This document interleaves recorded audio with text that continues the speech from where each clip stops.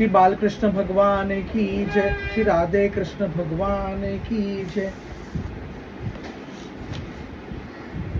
ग्रह ग्रह सव वदन्ति पीड़ाम कृदते कस्मै पुराशक्तं मम कर्मोस्ति हेत्वं सुख दुःखाश्च चेत किमात्मत सद्दि जडाज तत्वे देहस्त्वत्ति पुरुषं स्फुपर्णं क्रुद्धेत कस्मै नहि कर्म मूलम। यदि कर्मों का ही सुख दुख का कारण माने तो उनसे आत्मा का क्या प्रयोजन, क्योंकि वे तो एक पदार्थ जड़ और चेतन उभय रूप होने पर ही हो सकते हैं। जो वस्तु विकार युक्त और अपना हिताहित जानने वाली होती है उसी से कर्म हो सकते हैं। अतः वह विकार युक्त होने के कारण जड़ होनी चाहिए और हिताहित का ज्ञान रखने के कारण चेतन। किंतु देह तो अचेतन है और उसमें पक्षी रूप से रहने वाला आत्मा सर्वथा निर्विकार और साक्षी मात्र। इस प्रकार कर्मों का तो कोई आधार ही सिद्ध नहीं होता, फिर क्रोध किस पर करे। कालस्तु हेत्वं सुख दुःखो चेत कित्मात्मनस्तत्र तदात्मनो कोशो नार्गरहितापनो हिम्मस्स तत तस्यात् कुर्देत कस्मै न परस्य द्वन्द्वम्। यदि ऐसा माने कि कल ही सुख दुख का कारण है तो आत्मा पर उसका क्या प्रभाव, क्योंकि काल तो आत्मा स्वरूप ही है। जैसे आग आग को नहीं जला सकती और बर्फ बर्फ को नहीं गला सकता, वैसे ही आत्मा स्वरूप काल अपने आत्मा को ही सुख दुख नहीं पहुंचा सकता, फिर किस पर क्रोध किया जाए।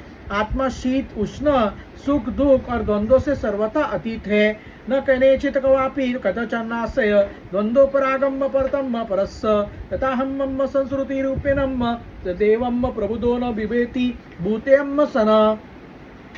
आत्मा प्रकृति के स्वरूप धर्म कार्य लेश संबंध और गंध से भी रहित है। उसे कभी कहीं किसी के द्वारा किसी भी प्रकार से द्वंद्व का स्पर्श ही नहीं होता। वह तो जन्म मृत्यु के चक्र में भटकने वाले अहंकार को ही होता है। जो इस बात को जान लेता है वह फिर किसी भी भय के निमित्त से भयभीत नहीं होता। एतामस आसथा परमानिष्ठा मदस्ताम पूर्वतम ऋषिभियम सन अहम तरिष्यामि तुरंत पारम तमो मुकुंदराग्रष्ण वेव। बड़े बड़े प्राचीन ऋषि मुनियों ने इस परमात्मा निष्ठा का आश्रय ग्रहण किया है। मैं भी इसी का आश्रय ग्रहण करूंगा और मुक्ति तथा प्रेम के दाता भगवान के चरण कमलों की सेवा के द्वारा ही इस दुरंत अज्ञान सागर को अनासी पार कर लूंगा। ओ निष्ठा नाम आओ। श्री भगवान वाच निर्विद्येन द्रव्येनो गतकलम मम प्रवज्जगाम प्रटमानम इथतम निराकृतो सिद्धरापि स्वधर्मादकपतम मुनिराम गाताम। भगवान श्री कृष्ण कहते हैं, उद्धव जी, उस ब्राह्मण का धन क्या नष्ट हुआ, उसका सारा कलश ही दूर हो गया। अब वह संसार से विरक्त हो गया था और संन्यास लेकर पृथ्वी में स्वच्छंद विचर रहा था।